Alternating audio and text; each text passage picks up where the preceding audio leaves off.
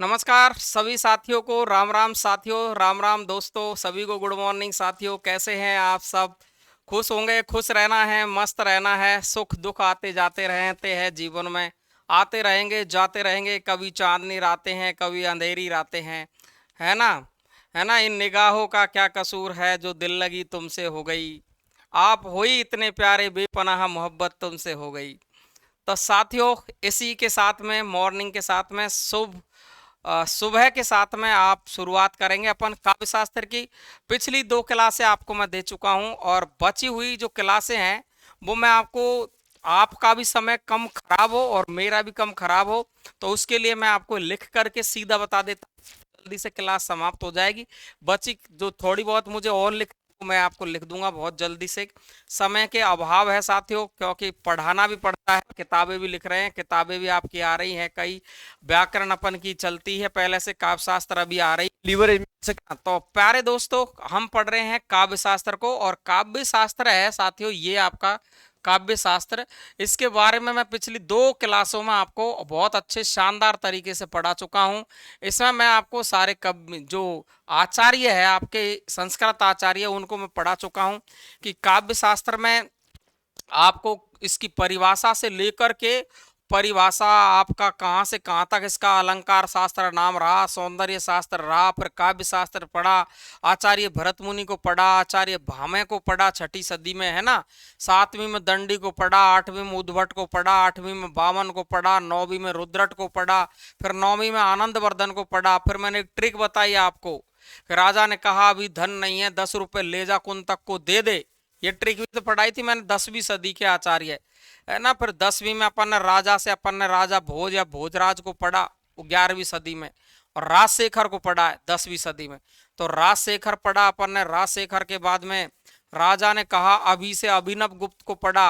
राजा ने कहा अभी धन नहीं है से धनंजय को पढ़ा और कुंतक को पढ़ा।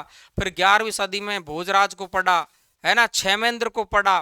फिर 12वीं सदी के आचार्य मैं आपको छोड़ गया था, वो आज पढ़ने वाले हैं। बहुत मजा आएगा, बहुत आनंद आएगा साथियों। तो देखो, मैंने यहाँ से शुरुआत की है। देखो, थोड़ा सा मैं आपको, बहुत जल्दी हो जाएगा, इससे आपकी क्लास भी जल्दी हो जाएगी। ये एक ट्रिक है 12वीं सदी के आचार्यों की। कौन से सदी के आचार्य? ये 12वीं सदी के आचार्य है। आपको दिखाई दे रहे होंगे कि मैंने एक ट्रिक लिख दी है, छोटी सी ट्रिक लिख दी है। कौन सी? कि मामी ने रूपा की हेमा को 12वीं में पढ़ाया। मामी ने रूपा की हेमा को कौन सी क्लास में पढ़ा दिया? 12वीं में पढ़ा दिया है। तो इससे हमको ये याद हो गया कि भाई मामी से तो मम्मट याद रखना, रूपा से कहीं कहीं नाम इसका रूपक भी मिलता है, रूयक भी मिलता है ना। और देखो ध्यान, दोनों नाम ध्यान रख लेंगे, कोई विशेष बात नहीं है। हेमा से हेमचंद्र ध्यान रखना, तीनों ये 12वीं सदी का आचार्य है। लेकिन मम्मट के बारे में कहीं कहीं पर मिलता है कि ये 11वीं सदी के 11वीं उत्तरार्ध है। उत्तरार्ध का मतलब लास्ट 11वीं का, तो वो 12वीं सदी में भी गिने जाते हैं, 11वीं उत्तरार्ध में गिने जाते हैं। इतना सा अपन को ध्यान रखना है। तो देखो, मम्मट हो जाएगा याद, रूपक हो जाएगा, हेमचंद्र हो जाएगा, और 12वीं से कौन सी सदी हो जाएगी आपकी? 12वीं सदी हो जाएगी। हो गई ना याद? जैसे 10वीं सदी के सब एक साथ हो गए, तो 12वीं सदी के भी हो गए। अब इनकी डिटेल देख लेते हैं, छोटी छोटी इनकी डिटेल है जो आपको पढ़नी है। देखो ध्यान से, आचार्य मम्मट को देखें अपन, तो आचार्य मम्मट है, उनकी सदी है 11वीं सदी, और 11वीं उत्तरार्ध 12वीं, ये पढ़ ही लिया है। अब मामी के लड़के का नाम याद रखना आपको, प्रकाश। मामी के लड़के का नाम क्या है? प्रकाश है। तो बस हो गया काम। इनकी रचना का नाम है काव्य प्रकाश। कंप्लीट है। परिभाषा देखो इसकी, तद दोषो सगुणावलंकृति पुनः क्वापी। तो पैसे ही प्रकाश, पैसे ही पुनः क्वापी, और किसी भी परिभाषा में नहीं आएगा ये पुनः क्वापी।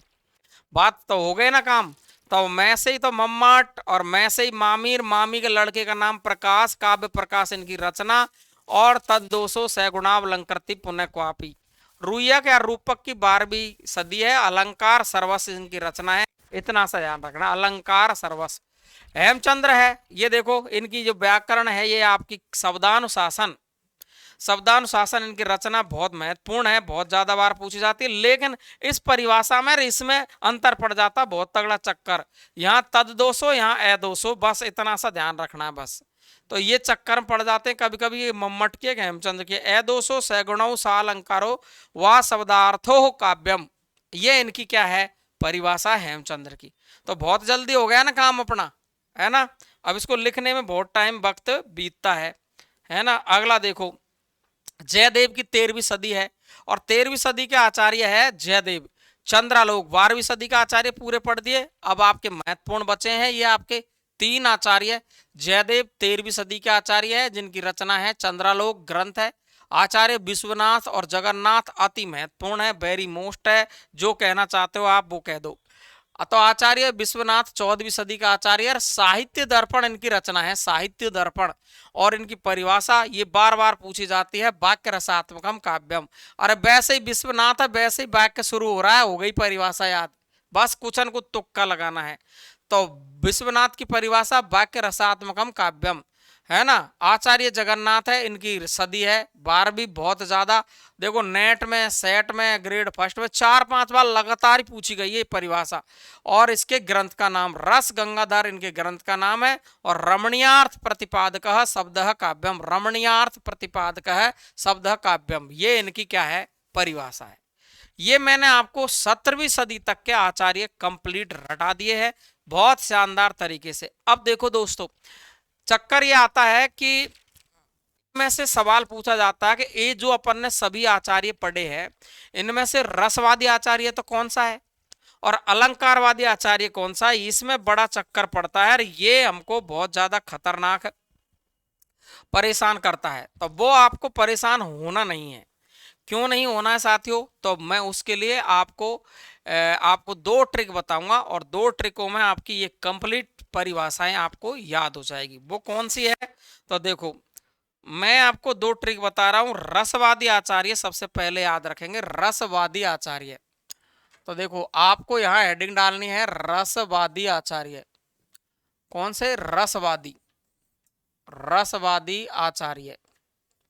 इनमें से आपको सीधा सीधा सवाल पूछा जाता है बड़ी परीक्षाओं में, तो नेट सेट में तो पूछा ही जाता है ऐसा सवाल कि इनमें से रसवादी आचार्य कौन सा है, इनमें से अलंकारवादी आचार्य कौन सा है। तो इसमें बहुत बड़ा कंफ्यूजन होता है, हमको क्या पता, समझ में नहीं आता कौन क्या है।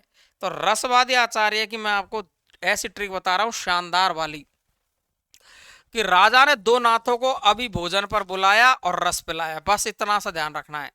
तो देखो राजा ने, क्या ध्यान रखना है आपको, राजा ने 2 नाथों को, 2 नाथों को, 2 नाथों को अभी भोजन पर बुलाया, 2 नाथों को अभी, अभी भोजन पर बुलाया, भोजन पर बुलाया और रस पिलाया, और रस पिलाया। बताओ आप, अब किसको याद नहीं हो सकती ये।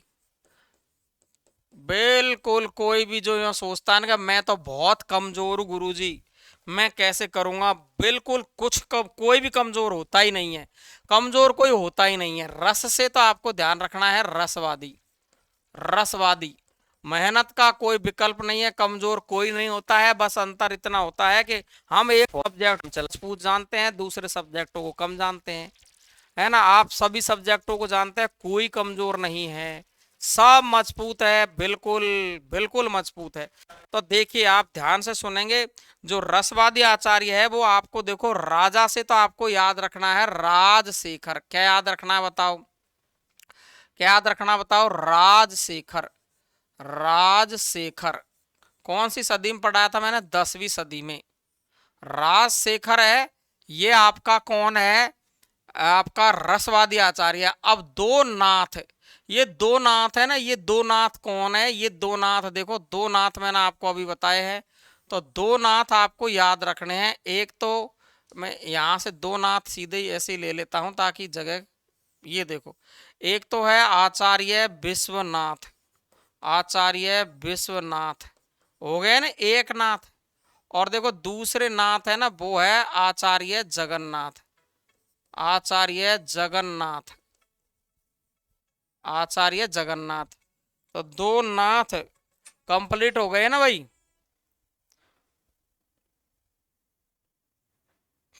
तो 2 नाथ आपके कंप्लीट हुए। अगला देखो अभी से क्या है आपका, अभी से क्या है, अभिनव गुप्त। क्या ध्यान रखेंगे आप, अभिनव गुप्त, अभिनव, और गुप्त। इसका मतलब ये कौन हो गए, आपके रसवादी आचार्य हो गए। क्लियर है, हो गया काम। अब एक चीज और बताइए, ये भोज, और भोज का मतलब क्या है आपका, भोजराज। क्या है ये आपका, भोजराज। हो गया भोजराज, ये लो। बताओ कोई दिक्कत। अब बताओ आपको किसको याद नहीं है, आप मुझे बताओ, है ना। अब आपको एक एक्स्ट्रा नाम याद रखना है, वो एक्स्ट्रा नाम याद रखेंगे मम्मट। कौन सा ध्यान रखेंगे, मम्मट, बस ये याद रखना है बस। तो राजा ने कहा, राजा ने दो नाथों को अभी भोजन पर बुलाया और रस पिलाए, सब रसवादी आचार्य हो गए। अब मुझे बात याद करनी है किसकी, अलंकारवादियों की। तो अलंकारवादी आचार्य देखेंगे अपन, इस पर ही बता देता हूं यहीं पर, अलंकारवादी आचार्य। अलंकारवादी आचार्य, अलंकारवादी आचार्य है वो कौन कौन है। तो अलंकारवादी आचार्य में आपको याद रखना, तीन दंडों का क्या भाव है, ये तीन लिख दिया। और ये दंड, दंडों का डंडा होता है ना अपने गांव में, वो गांव में दंडा यहाँ भी होता है, सिटी में भी। तीन दंडों का क्या भाव है, क्या भाव है, क्या भाव है, भाव है। तीन दंडों का क्या भाव है ये देखना आपको। अब तीन दंडों का जो क्या भाव है ना, यहीं से आपको जवाब निकालना है इसका। क्या जवाब निकालना है, तो आप देख सकते हो, देखो ध्यान से। देखो तीन से आपका ए बन रहा है ना, ए, तो इससे तो याद रख लेंगे अपन अलंकारवादी, ऐसे अलंकारवादी, ऐसे याद रख लेंगे अलंकारवादी। और तीन से ही ऐसे याद रख लेंगे उद्भट, ये लो साहब, है ना भाई। एक तो हो गए उद्भट, और दंड से क्या हो गया आपका, दंडी। कौन हो गए आपके आचार्य, दंडी। अलंकारवादी है, अलंकारों के पोषक आचार्य माने जाते हैं, कौन, दंडी, है ना। और बताओ, अब देखो भाव में से भा और बै, भा, भा का मतलब है भामे है, और बै का मतलब कौन है बताओ, बै का मतलब बामन। ये लो, ये लो साहब, ये लो, अलंकारवादी आचार्य पूरे याद हो गए। आपको टेंशन ही नहीं लेने की, बिल्कुल मस्त तरीके से कंप्लीट याद हो गई होगी तीन दंडों का क्या भाव है। कोई दिक्कत, एकदम सरल तरीके से, एकदम सरल तरीके से हमने इसको पढ़ लिया है। अब देखो ये तो हमने पढ़ा था क्या, सीधा सीधा साख, जिसमें अपन ने संस्कृत के आचार्य को पढ़ा, संस्कृत के आचार्य अपन ने पढ़ लिए कंप्लीट। अब रसवादी भी देख लिए, अलंकारवादी भी देख लिए। अब दो तीन जो परिभाषा है ना आपकी, वो हिंदी आचार्यों की और पूछी जाती है, तो वो मैं यहीं पे आज इसको कंप्लीट कर देता हूं, ताकि आपको आगे ज़्यादा टेंशन लेने की जरूरत नहीं पड़े। तो हिंदी आचार्य की तीन, वैसे बहुत सारी परिभाषाएं पढ़ी है, कोई ओड से नहीं है, लेकिन जो मोस्ट है परीक्षा योग्य है वो मैं आपको बता देता हूँ। देखो दोस्तों, यहाँ पर आपको सीधी सीधी सी परिभाषा पूछी जाती है कि कविता हमारे परिपूर्ण क्षणों की वाणी है। ये सवाल आपका हिंदी में पूछा जाता है कि कविता हमारे परिपूर्ण क्षणों की वाणी है। क्या लिख रहा हूं मैं, कविता हमारे परिपूर्ण, कैसे याद करेंगे इसको बताता हूं मैं आपको। परिपूर्ण क्षणों की वाणी है, की वाणी है, की वाणी है। कविता हमारे परिपूर्ण क्षणों की वाणी है, ये परिभाषा किसने दी है, तो आपको अच्छे तरीके से याद रख लेना है दोस्तों। ये परिभाषा किसने दी है, तो पैसे ही तो परिपूर्ण याद रख लेंगे, पैसे ही ध्यान रखेंगे, सुमित्रा नंदन पंत, सुमित्रा नंदन पंत, नंदन पंत, पैसे ही पंत याद रख लो, है ना। और पैसे ही परिपूर्ण याद रख लो। किसने कहा है ये, सुमित्रा नंदन पंत ने। क्या कहा है कि कविता हमारे परिपूर्ण क्षणों की वाणी है, किसने कहा है, पंत ने। बताओ कोई दिक्कत है, एकदम सरल है ना, हो गई ना याद। बताओ, कविता, है ना, मूल रूप से जीवन की आलोचना है। देखो एक ये आता है काव्य के बारे में, कविता मूल रूप से, मूल रूप से, मूल रूप से जीवन की आलोचना है, जीवन की आलोचना है।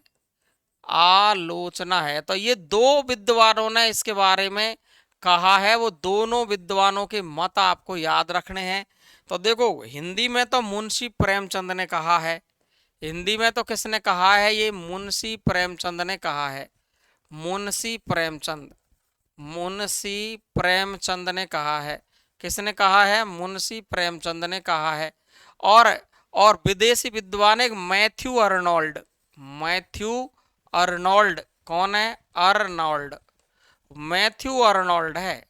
ये देखो, मैथ्यू अर्नोल्ड, इन्होंने भी कहा है कि कविता हमारी है जो मूल रूप से जीवन की क्या है? आलोचना है ना। तो ये हिंदी की परिभाषाएं बहुत अच्छी होती है। काव्य संगीत में विचार है, काव्य संगीत में विचार है। एक विदेशी विद्वान है कार्लाइल, उन्होंने कहा है काव्य है, काव्य संगीतमय विचार है, संगीतमय, संगीतमय विचार है, संगीतमय विचार है।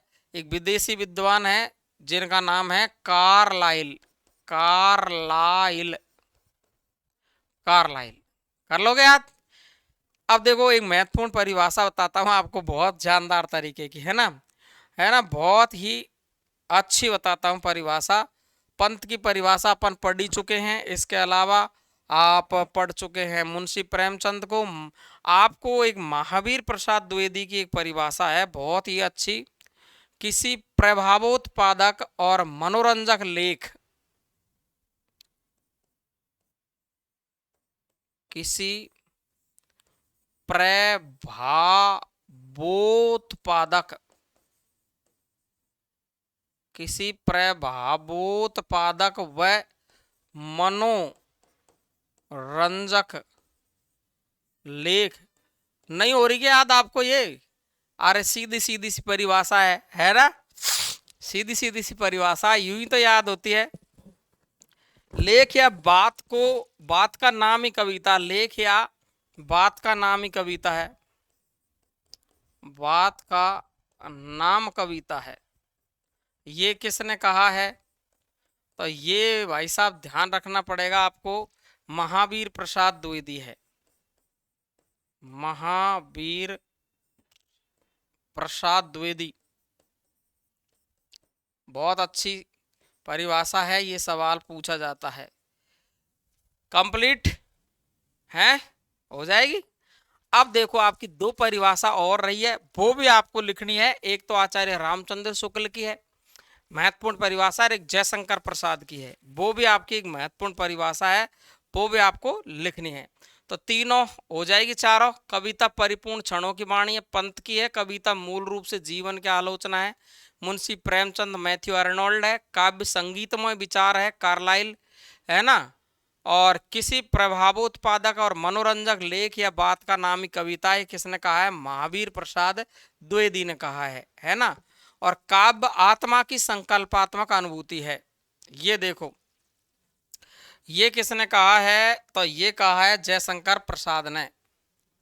काव्य आत्मा की संकल्पात्मक अनुभूति है, काव्य आत्मा की संकल्पात्मक, काव्य आत्मा की संकल्पात्मक अनुभूति है, अनुभूति है। और इसके आगे भी कहा, वैसे तो ज्यादातर तो इतनी पूछते हैं कि काव्य आत्मक संकल्पात्मक अनुभूति वह एक श्रेयमयी और प्रेमयी रचनात्मक ज्ञान धारा है, बस इतना भी कहा है। लिख देता हूं, चलो। वह एक श्रेयमयी प्रेमयी ज्ञान धारा है, श्रेयमयी प्रेमयी, प्रेमयी ज्ञान धारा है, ज्ञान धारा है। क्लियर? ये लो। तो ये किसने कहा है? तो ये तो ध्यान रखना ही है आपको, ये कहा है आपका, ध्यान रखेंगे आप, जयशंकर प्रसाद,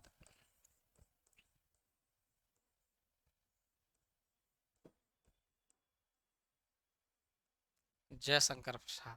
हो जाएगा।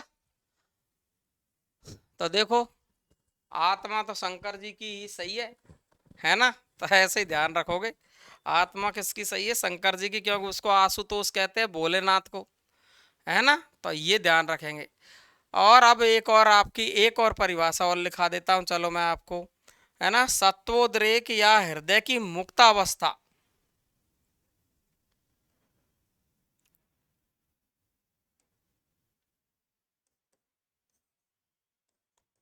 सत्वोद्रेक या हृदय की मुक्तावस्था।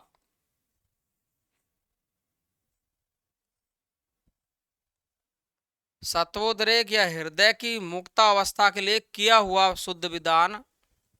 सत्वोद्रेक या हृदय की मुक्तावस्था लिए के लिए किया हुआ शुद्ध विधान। शुद्ध विधान ही काव्य है। ही काव्य है। ये किसने कहा है, तो ये बहुत ज्यादा फेमस है, आपके आचार्य रामचंद्र शुक्ल। आचार्य रामचंद्र शुक्ल।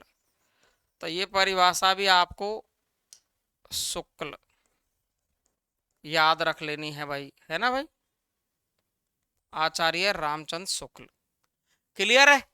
तो सत्वोद्रेक या हृदय की मुक्त अवस्था के लिए किया हुआ शुद्ध विधान ही काव्य है। अरे भाई, हृदय की मुक्त अवस्था, और मुक्त अवस्था करेंगे ना हृदय की, तो कौन करेंगे, राम जी करेंगे। बस इतना सा आपको कोई न कोई ट्रिक लगा के याद रखना तो पड़ेगा ही भाई, क्या करे, परीक्षा है ये, तो याद रखना है ना। सर्वोत्तम व्यवस्था में सर्वोत्तम शब्दी काव्य है। एक और अगर देखना चाहो तो, सर्वोत्तम व्यवस्था में सर्वोत्तम शब्दी काव्य है। सर्वोत्तम व्यवस्था में, सर्वोत्तम व्यवस्था में सर्वोत्तम शब्दी काव्य है। सर्वोत्तम शब्द ही काव्य है। ये किसने कहा है, ये परिभाषा आपको याद रखनी है। एक विद्वान है विदेशी, कॉलरिज। कौन है, कॉलरिज, है ना। ऐसे बहुत विद्वानों ने परिभाषा दी है, जैसे हडसन ने भी दी है कई परिभाषाएं। तो आपको इतना ही ध्यान रखना है जितना आप परीक्षा के लिए महत्वपूर्ण है। तो ये देखो साथियों, मैंने आपको काव्य शास्त्र का परिचय कंप्लीट करवा दिया है। अब जो सभी आचार्य, प्रमुख आचार्य है, उनकी सदियां मैं आपको एक साथ में 5 मिनट की एक क्लास फिर बनाएंगे, उसमें कंप्लीट पूरी याद करवा दूंगा आपको। तो आज मैं आपको यहीं तक के लिए पढ़ाऊंगा, और इसके बाद में आपको मैं साथियों आपको एक नई क्लास देने वाला हूं, इतिहास की। हिंदी साहित्य का इतिहास किस प्रकार से शुरू करते हैं, हिंदी साहित्य का इतिहास को पढ़ना चालू करेंगे। इससे भी हम घबराए हुए लगते हैं कि साहब बहुत बड़ा है, ये है वो है, कुछ नहीं। जैसे इसको शॉर्ट बनाया ना मैंने, ऐसे पूरे इतिहास का इतना शॉर्ट बना दिया है। चाहे आपका भक्ति काल हो, चाहे आपका आदिकाल, शुरू से आदिकाल से पढ़ाया, आदिकाल, भक्ति काल, है ना, फिर रीतिकाल, आधुनिक काल, जिसमें उपन्यास, नाटक, कहानी, यूं आपको बिल्कुल छोटी छोटी क्लासों में, छोटी छोटी क्लासों में पूरा साहित्य पढ़ा दूंगा ऐसे ही। और फिर आपको ऑब्जेक्टिव टाइप के क्वेश्चन में यूट्यूब पर लेके आऊँगा बहुत जल्दी ही। तो आज इतना ही पढ़ेंगे साथियों, जुड़े रहिए। तो चैनल को जिसने सब्सक्राइब नहीं किया है वो चैनल सब्सक्राइब करें। सभी साथी, अगर आप मुझसे पढ़ना चाहते हो तो साथियों आपको सभी साथियों को शेयर भी करना है, सहयोग करना है, थोड़ा सा सब्सक्राइब चैनल को बढ़ाना है थोड़ा सा, फिर मैं इस पर बहुत अच्छा काम चालू कर दूंगा। अभी सभी साथियों का साथ रहा तो आज इतना ही पढ़ाऊंगा दोस्तों। बहुत धन्यवाद आप सभी को, थैंक यू सो मच।